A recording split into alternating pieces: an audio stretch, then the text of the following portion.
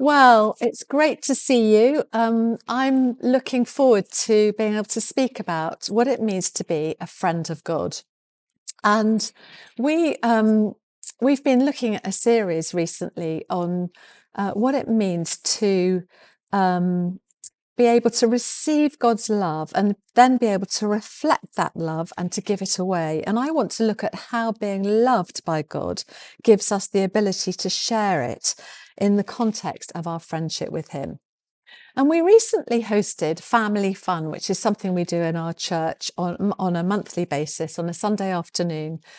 Well, we didn't host it. Faith, our kids worker, hosted it with her team, and Mark and I hung around. But one of the songs we sung was I Am a Friend of God. I remembered it from years ago, but it really blessed me to sing it and to remember it and to reflect on the words that we were singing.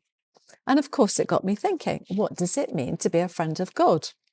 In John 15, verse 15, Jesus says to his disciples, in the context of the conversation that he's having with them already about love and how just as the Father has loved him, so he has loved his disciples, and how they need to remain in his love, that I no longer call you servants, because a servant does not know his master's business. Instead, I've called you friends, for everything I learned from my Father, I have made known to you.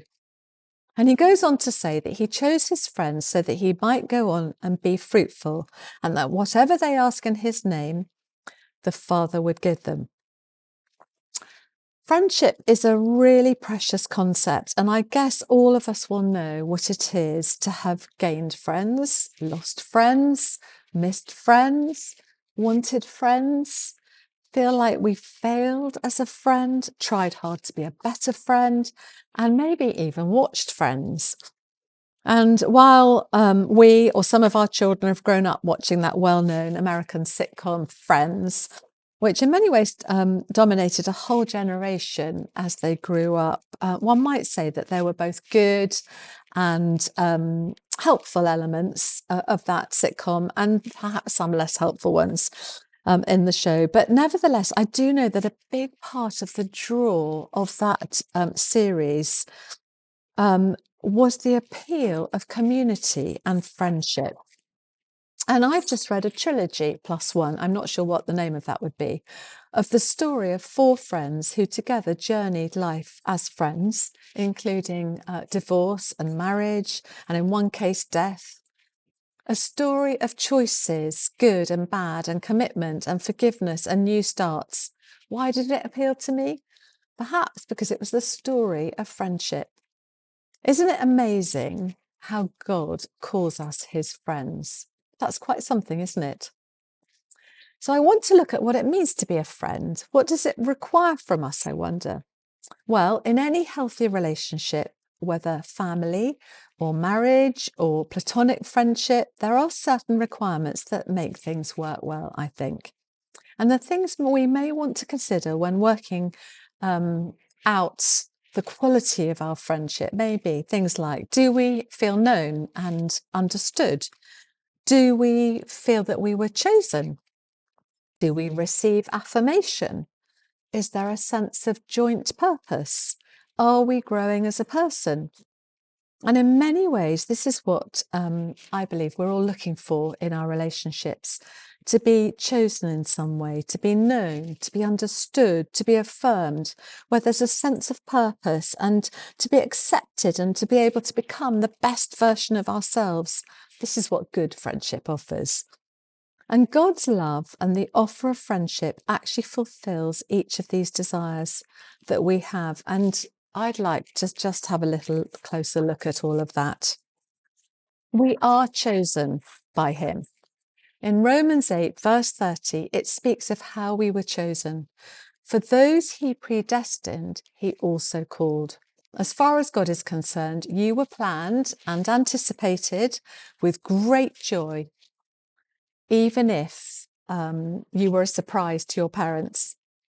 We weren't, any of us, to God. God sees you and he loves you, and you have been chosen by him. And I love the title of the Netflix series on the life of Jesus called Chosen. I wonder how many of you have been watching that series. We got into it during the pandemic, actually, and found it to be such a blessing. And we've enjoyed it each time a new episode is released again. But it's about the way in which Jesus went about choosing his disciples. And he certainly didn't choose them on merit. More that in knowing what they were truly like, he chose them to follow him. And there's no cookie cutter approach, is there, to Jesus's choices? How different all his friends were, and how different we all are. And thank goodness for that, I might say. Let's be glad that we have a God who sees us, who wants us, and who has chosen us. One of our children has just been chosen for a job. He's going to work as a church leader in a church in London. And he will be moving there in the summer with his 3 children. And the build-up to the interview was huge. And it was very well contended for, not just by him and his wife, but probably by the family. And as we prayed for him, and as we believed that if it was right for him, he would be offered the job. But the relief and the sense of favour of being chosen was so huge. There's something in knowing that, what we have been, or one has been singled out from the others and chosen for who it is that, for who we are. That is just so special, isn't it? And wonderfully, unlike a job scenario where there is a certain pressure to prove oneself and, prove oneself worthy of the position, we don't need to prove ourselves in any way with God in our relationship with him. We just need to be ourselves. Why? Because we are already fully known. So in being chosen, we are fully known. And in Romans 8, verse 29, Paul talks of how God foreknew us, which means that he has always known us completely and loves us totally. Well, that's something, isn't it? I don't know how you felt growing up, but I always had this huge desire to be known and understood. Perhaps it was because I was one of 5 siblings, and life in our vicarage, where my dad was a vicar, was very full on. There was a sense very much of being loved, not just by my parents, but also by the church. But if there was any deficit in my experiencing, it was to be felt fully known, individually known. In all honesty, many of us perhaps might say we don't fully know ourselves, let alone feel known by other people around us. And I just feel that life is a voyage of self-discovery, of self-awareness, where in getting to know and manage ourselves, we can then invite others to know us for who we truly are. We long to be known, to be understood, and for people to get us, don't we? But perhaps there is a sense in which we feel that if people really knew what we were like, we would not be loved. My favourite psalm is Psalm 139. And the first part goes like this. You may know this psalm well. You've searched me, Lord, and you know me. You know when I sit and when I rise. You perceive my thoughts from afar. You discern my going out and my lying down. You are familiar with all my ways. Before a word is on my tongue, you, Lord, know it completely. You hem me in behind and before, and you lay your hand upon me. Such knowledge is too wonderful for me, too lofty to attain. And it goes on. And David writes about his sense of being known here so descriptively, doesn't he? And not only that, but searched and invited to know himself better through the lens of God's love and acceptance. We are known completely and loved completely. And I believe that that's the deepest need of humanity. Brené Brown, that well-known research sociologist and author, presenter, TED talker, says how much we know ourselves is extremely important, but how we treat ourselves is the most important. And I might want to add, let God tell you who you are and then get on with feeling known by him and yourself. Okay, so we're chosen and we're known. and we're also affirmed. An affirmation is a really important thing, isn't it?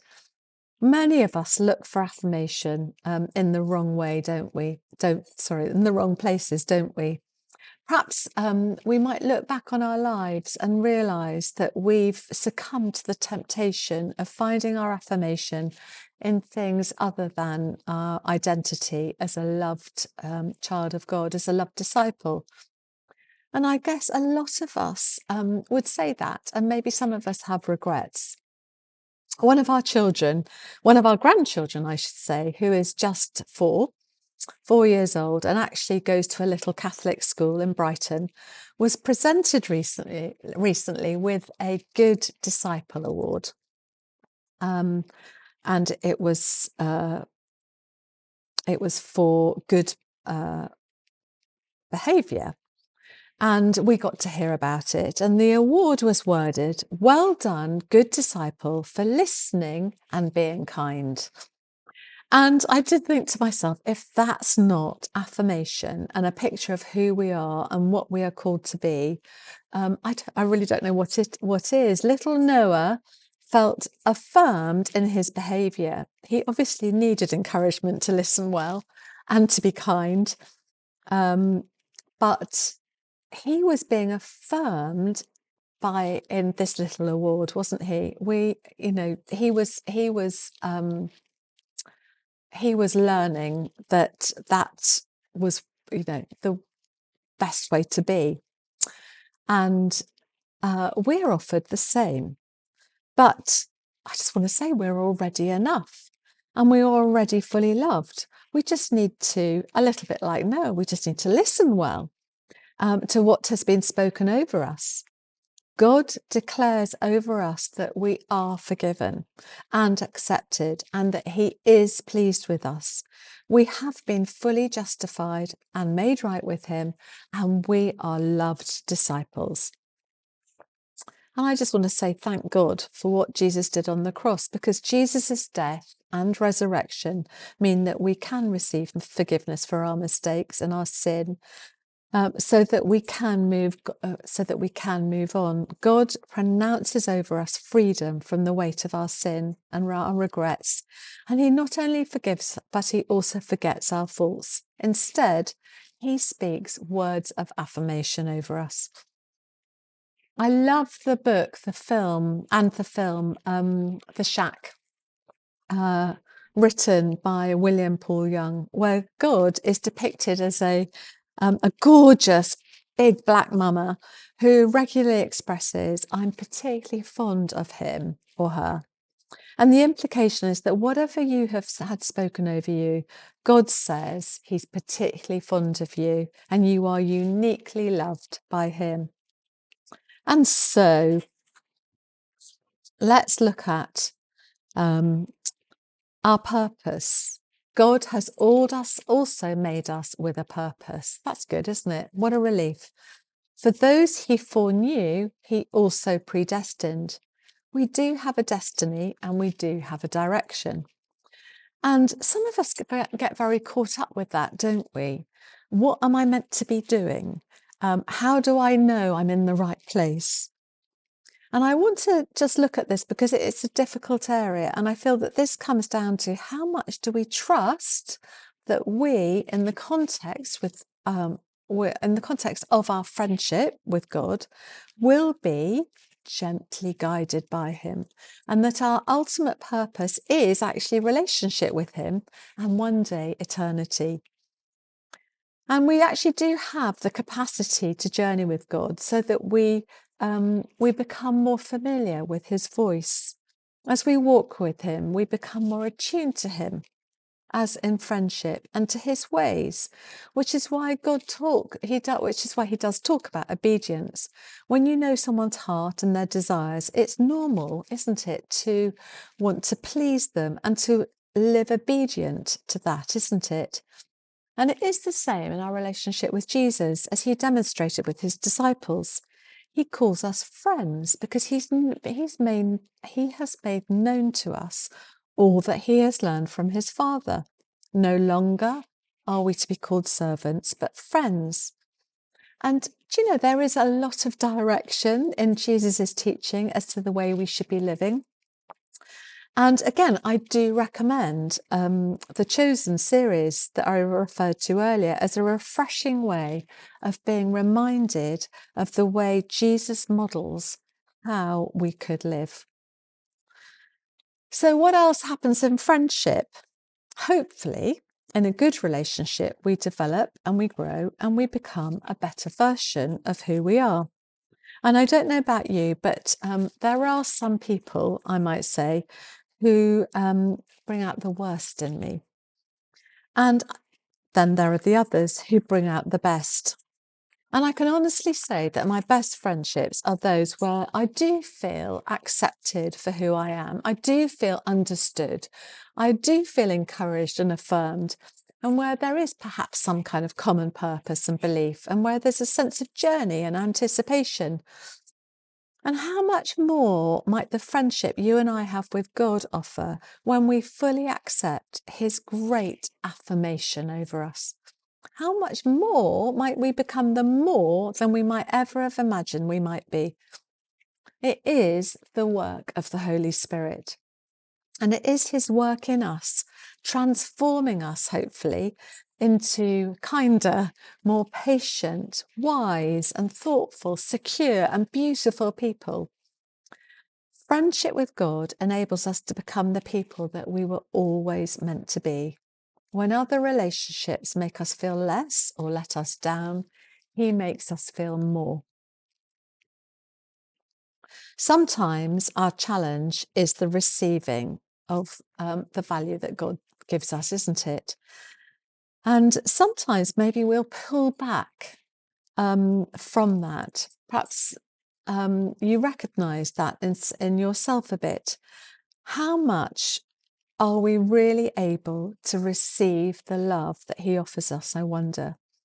Do we fully accept our value and our worth, or do we insist on bringing or projecting onto Him the way we see ourselves or the way that others have treated us or seen us?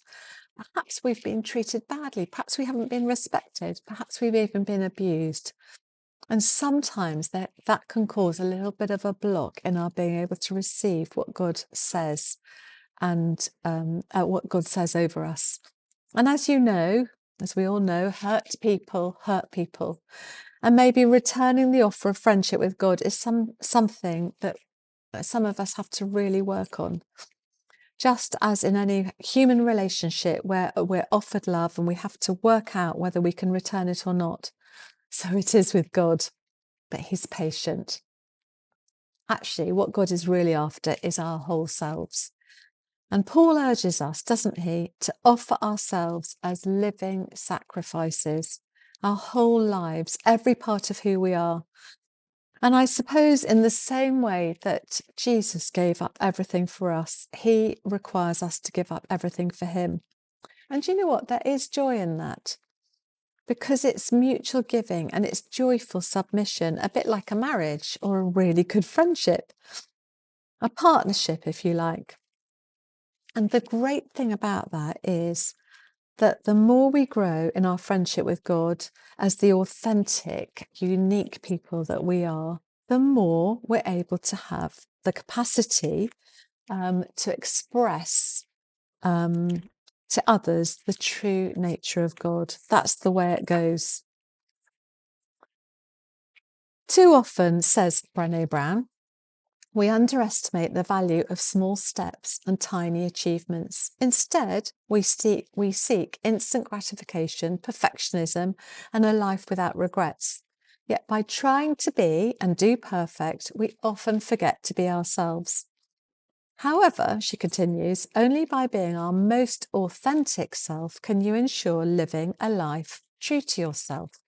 Instead of following the desires of those around you, while strength is necessary, so is vulnerability and the courage to make mistakes. So I wonder what all of that looks like practically. Well, it probably looks like moving towards others as a reflection of the way God moves towards us. and challenging our culture of isolation and independence and individualism. That might take courage and it might take vulnerability. Also, by offering our time, our vulnerability again, our concern, our practical gifts, ourselves, offering ourselves to others. Being open too as people move towards us, by being people who others might even want to be around. Are we nice people? Are we friendly? Do we offer kindness? Do we offer concern? In 1 John 4, it says, God's love is made known by our love for one another. How do we treat each other? Ultimately, of course, Jesus demonstrated his love by laying down his life for us. And so there is that sacrificial element to it too, isn't it? How able are we to make the sacrifices that we need to make or that we're challenged to make, I wonder? Well, Mark talked a little bit last week, and I always feel that there's a balance. He talked a little bit last week about that, about being sacrificial. And I always feel like there's a little bit of a balance to be found in the calling to serve sacrificially and the need to take care of ourselves. And in the words of Brené Brown again, how well do we know ourselves? And therefore, how well do we take care of ourselves, I wonder? I might press down a little bit more on that pedal, but I do also know the challenge of being prepared to go out of my way for someone and to put down my need to self-protect. I do love that Jesus knew about withdrawing and being with his Father and creating some space in order to find refreshment. Proverbs talks of guarding our heart because it is the wellspring of life. And so knowing how to love ourselves enough by attending to our needs in order to have something to give out from and to give away is also a really significant part of all of this too. So just to recap, I really believe that most of us here do want to live joined up, authentic lives as followers and friends of Jesus. We probably wouldn't be sitting here today. You wouldn't be sitting where you are listening to this if we didn't. And I do hope that I've been able to just give a few pointers as to how we can live more positively out of the love and the friendship that God has for us and offers us, and the love and the friendship that we are called to share in a variety of ways in our everyday lives. We are loved people who are being made more whole every day. We are chosen. We are fully known. We are affirmed by God with a wonderful mandate for living. We are friends of God. I say, let's go out and let's be that. So I'm just going to pray as we finish.